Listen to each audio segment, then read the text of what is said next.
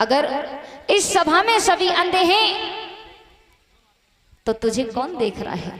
दुशासन, इस द्रौपदी को इसी समय नग्न कर दो और नग्न करके हमारी जंघा पर बिठा दो। उसी समय दुर्योधन का जब आदेश मिला है तो दुशासन द्रौपदी की साड़ी को खींचने लगा है। भीष्म पितामह ने समझाया, विदुर ने समझाया, लेकिन दुर्योधन ने जब किसी की बात नहीं मानी है, दुशासन को आदेश दिया। दुशासन द्रौपदी की साड़ी को खींचने लगा है और जब द्रौपदी की साड़ी को खींचने लगा है, द्रौपदी दोनों हाथ जोड़ करके खड़ी हो जाती है। अपने पतियों की तरफ देखा है, पति गर्दन झुका करके बैठे थे। उस सभा में कोई ऐसा वीर नहीं था जो आज द्रौपदी की रक्षा कर सके, उसकी लाज बचा सके। द्रौपदी उस सभा में भगवान श्याम सुंदर को याद करने लगी है, कन्हैया को याद किया है, रोने लगी है और कहने लगी है, वंशी वाले आज मेरी लाज तेरे हाथों में है, मेरी बात सुनो। और उसी समय क्या बोली है द्रौपदी रो करके,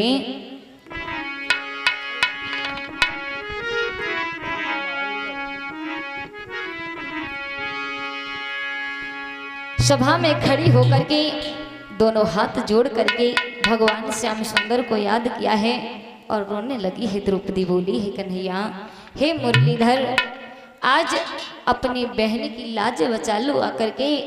और क्या बोली है,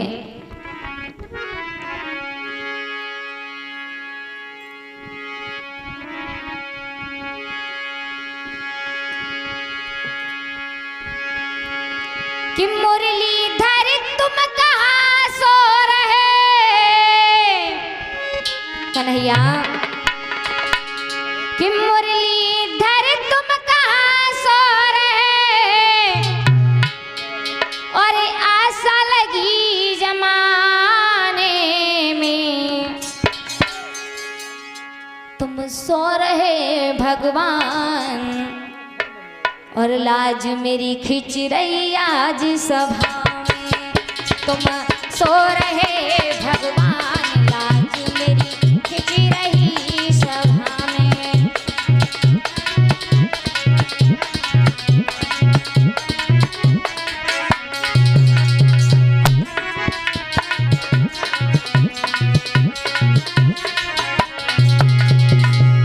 कन्हैया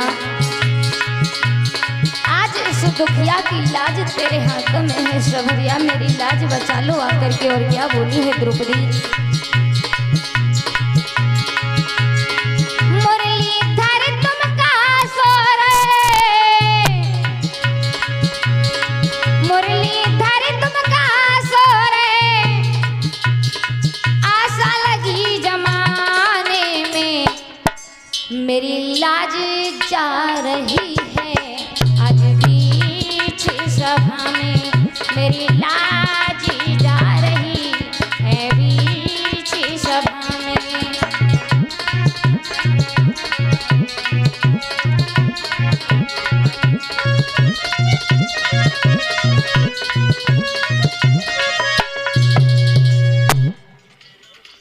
आज रो रो कर के द्रौपदी भगवान श्याम सुंदर को याद करने लगी है।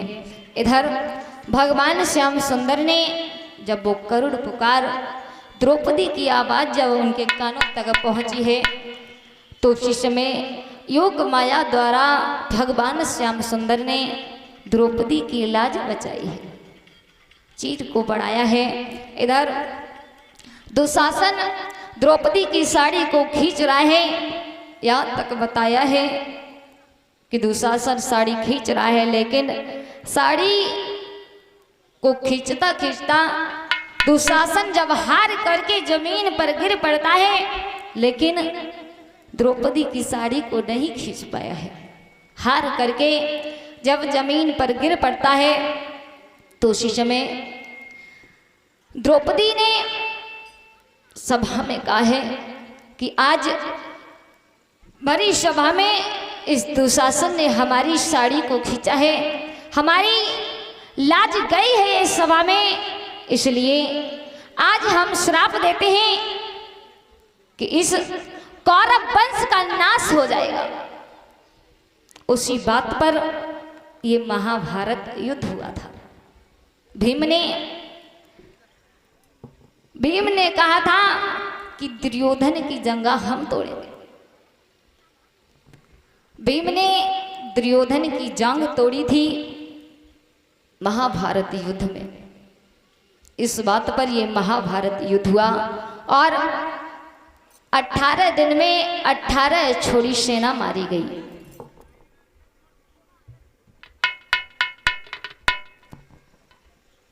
और इसी बीच ये 51 रुपये अतुल यादव, 51 रुपये अतुल यादव कप्तान सिंह, इनकी तरफ से ये 51 रुपये आए हैं।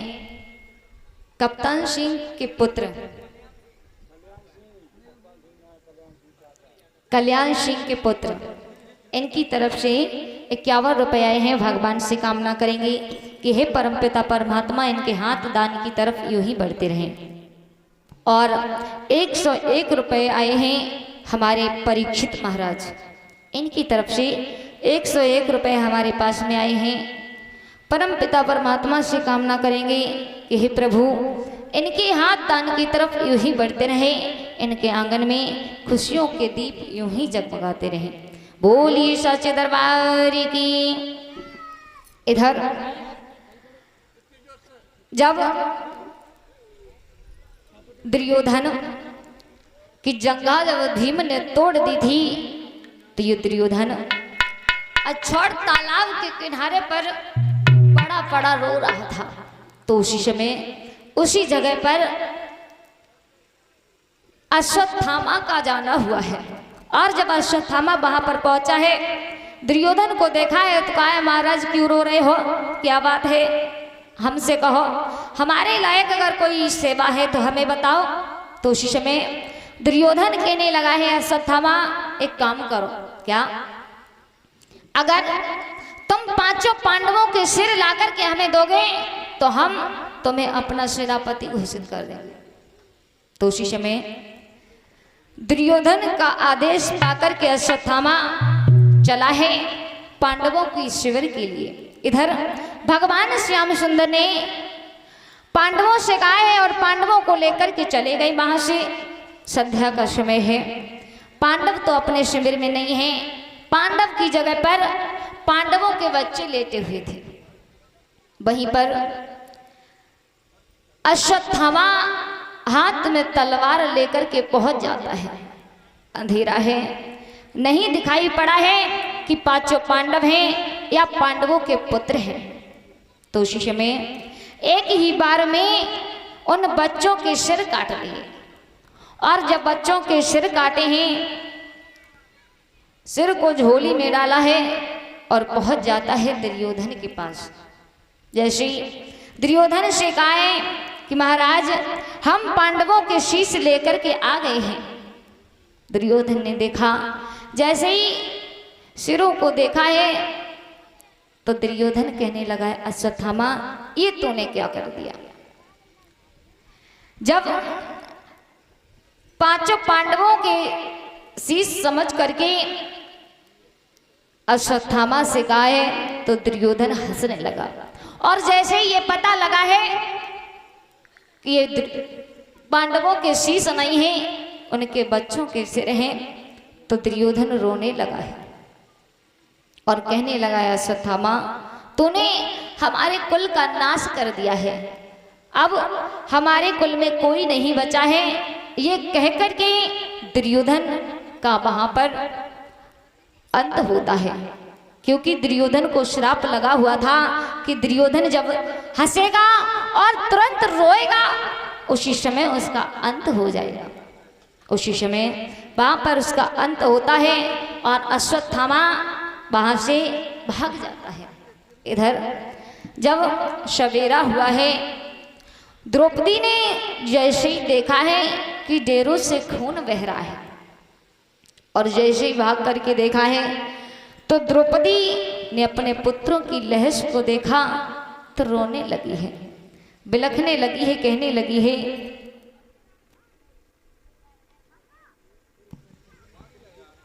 और इसी बीच ये 101 रुपये मंदे यादव, योगेश यादव के भाई, इनकी तरफ से 101 रुपये आए हैं। भगवान से कामना करेंगे कि प्रभु इनके हाथ दान की तरफ यूं ही बढ़ते रहे। इधर जब द्रौपदी ने देखा है, अपने पुत्रों की लहश को देखा, तो द्रौपदी को होश नहीं रहा, रोने लगी, कहने लगी है, कन्हैया ये क्या हुआ, और रोई है। उस सभा में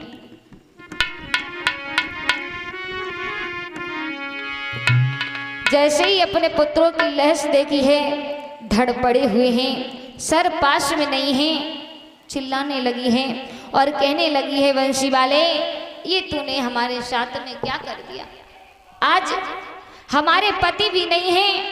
और रोई है, अपने बेटों की लहश पर